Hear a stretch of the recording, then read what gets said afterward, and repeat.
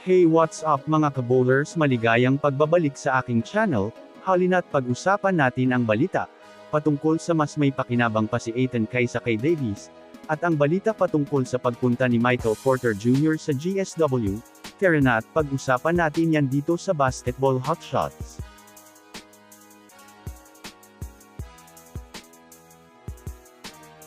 Una nga muna tayong ako mga kabowlers sa balita patungkol sa mas nagagamit pa nga si DeAndre Ayton kaysa kay Anthony Davis.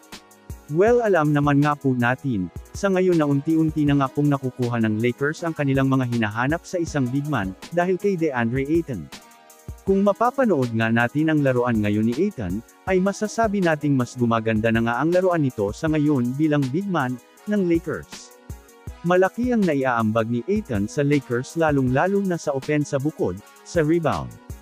Ito ay marahil sa nakuha na nga nito ang kanyang role sa Lakers bilang, hindi lang typical na big man kundi isang massive center na maasahan sa mga finishing play sa ilalim.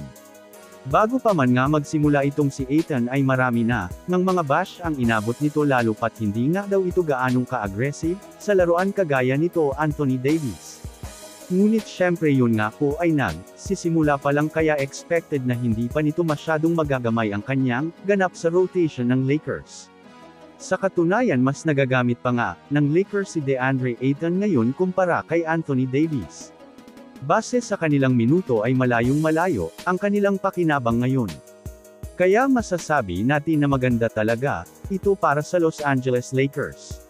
Samantala pumunta naman tayo mga kabowlers sa balita patungkol sa pagpasok ni Michael Porter Jr. sa GSW. Well, alam naman nga natin sa ngayon sunod na nga pong talo ang nakuha ng Warriors. Isa para sa Magic at isa para sa Miami Heat. Well, kung susumadahin nga natin malaki na naman ang epekto nito sa kanilang standings dahil mas bababa pa ang kanilang spot sa Western Conference. Kaya naman di na nga maiwasan, sa ngayon na may ilabas ng mga winning trade proposal para sa Warriors, at isa nga sa mga dinagdag dito yan ay si Michael Porter Jr. na alam nating hindi nga ito mag-click sa kanyang kasalukuyang team ngayon. Itinutulak nga si Michael Porter Jr. sa Warriors upang magkaroon nga ulit ito ng chance na magpakitang gilas sa liga lalo pat alam naman natin na isa itong matangkad na shooter na talagang masasabi natin na mas babagay ito sa kupunan ng GSW. Alam naman nga natin sa ngayon na eligible si Jonathan Kuminga sa trade, kaya ito nga ang pinaka-possible player na gamitin ng Warriors pang trade kay Michael Porter Jr. Masasabi din natin na isa ito sa magandang choice para sa GSW dahil sa mapapakinabangan pa ito sa front court ng Warriors dahil sa tangkad nito.